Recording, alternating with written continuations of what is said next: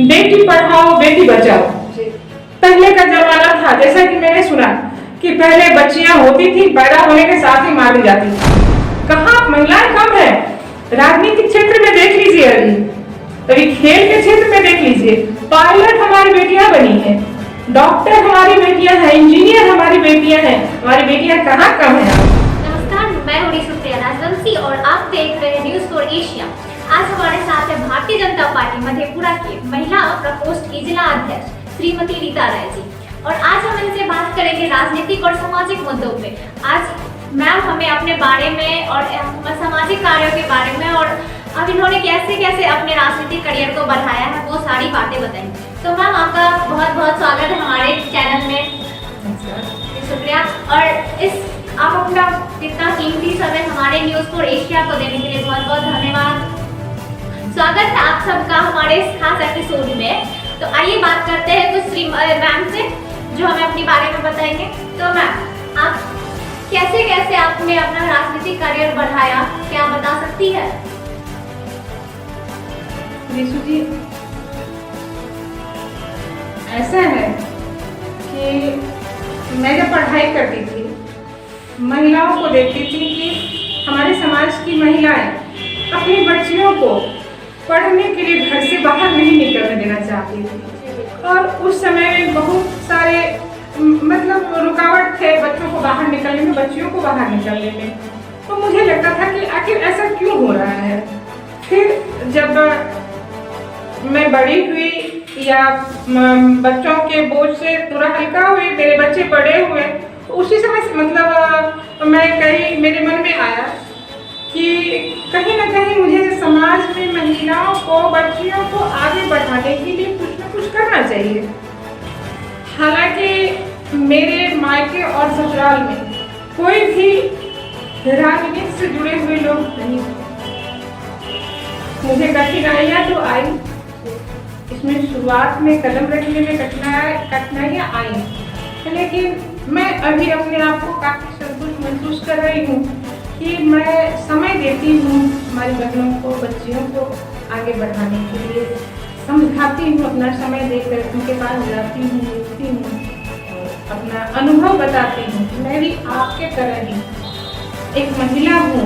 मैं घर से बाहर निकलकर दूसरी महिलाओं को आगे बढ़ने के लिए बताती हूँ। आप भी निकलिए और आप भी महिलाओं को समझाइए, उसे आगे बढ़ने का रास्ता दिखाइए।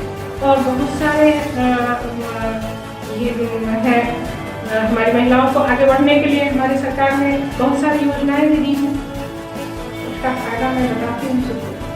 तो जैसे कि आप सुने, मैम चाहती है कि जैसे उन्होंने अपने बलबूते पे अपना राजनीतिक करियर शुरू किया है, वैसे ही देश की कोई भी महिला पीछे ना रहे, वो भी अपने बलबूते पे अपने पैरों पे खड़े हुए।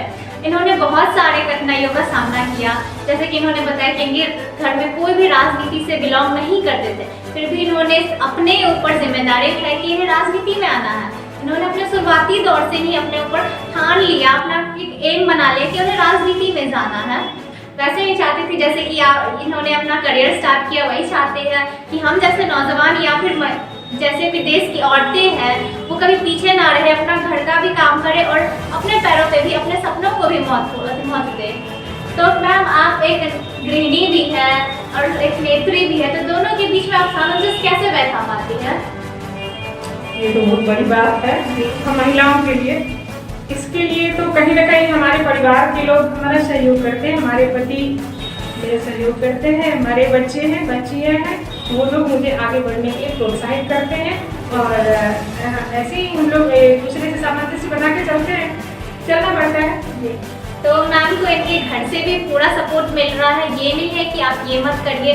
इनके बच्चे, इनके पति, जैसे कि इन्होंने बताया कि वो सब इनका सपोर्ट करते हैं।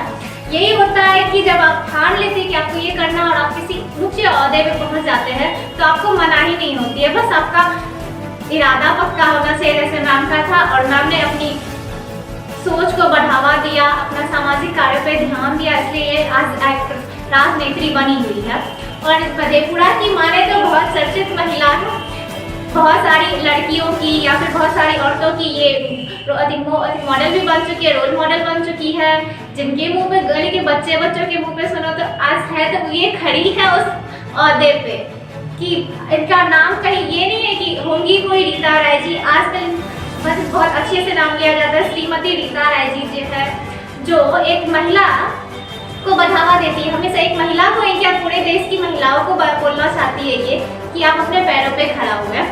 तो मैम आप देश की महिलाओं को और कोई मैसेज देना चाहेंगी? मैं तो यही कहूंगी कि पहले के समय में, जिस समय में मेरे सोच में आया था कि बच्चियों को हम आगे बढ़ाएं, बाहर निकालें, आगे बढ़ाएं, और अभी के समय में बहुत अंतर आ चुका है।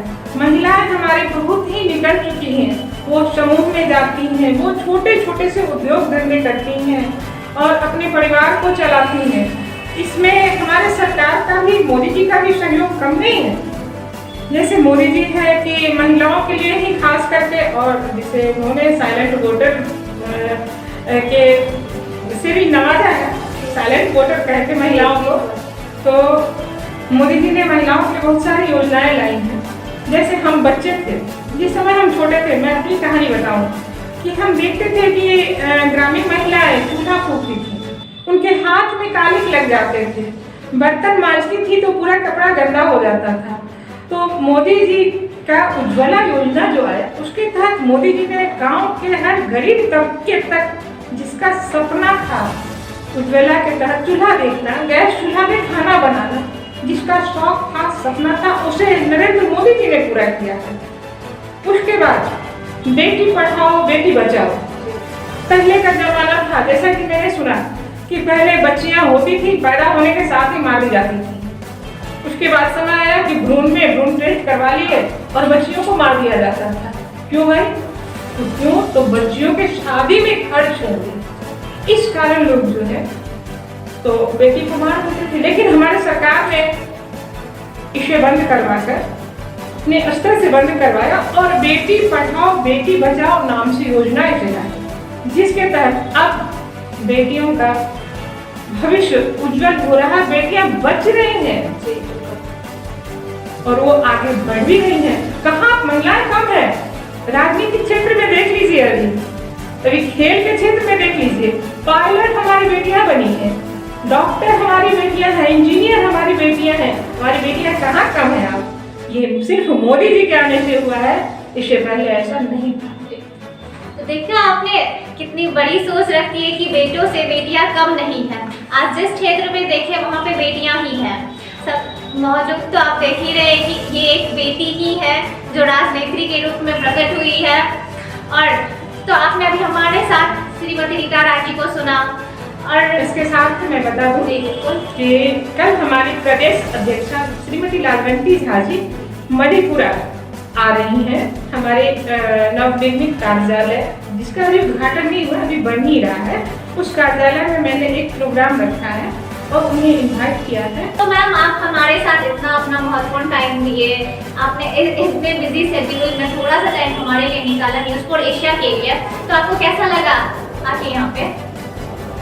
ऐसे तो मैं समाज सेवा में तो समय ही देती हूँ, लेकिन यहाँ आपके यहाँ आके मुझे बहुत अच्छा लगा और मैं चाहती हूँ कि न्यूज़ फॉर एशिया बहुत आगे तक जाए और मेरा भी इसमें भरपूर सहयोग रहेगा आगे बढ़ाने में। मैं भी अपने बहनों से बोलूँगी कि आप लोग भी मेरी तरह बनो और जाकर इंटरव्यू दो न्यूज़ फॉर एशिया के कार्यालय में। धन्यवाद मैम, आपने अपना कीमती समय न्यूज़ फॉर एशिया को दिया। ऐसे ही आते रहिए, हमें अपने बारे में बताते रहिए, देश की महिलाओं को जागरूक करते रहिए जी।